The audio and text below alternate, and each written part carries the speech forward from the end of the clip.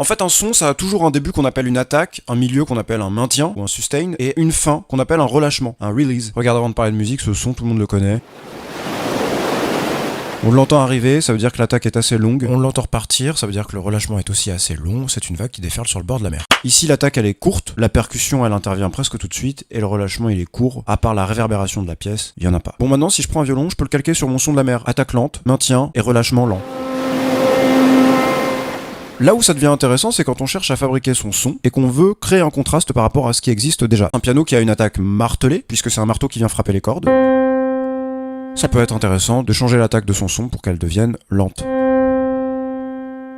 Quand on a dit tout ça, vous avez compris ce que c'est que l'enveloppe ADSR, ce terme un peu barbare pour parler du temps que va mettre un son à arriver, comment il va se maintenir et comment il va disparaître. Et maintenant, je prends un synthétiseur avec une onde de base. Ça, c'est un LA440, comme quand vous téléphonez. Et je vais le transformer. Je vais ajouter au synthétiseur mon son de piano.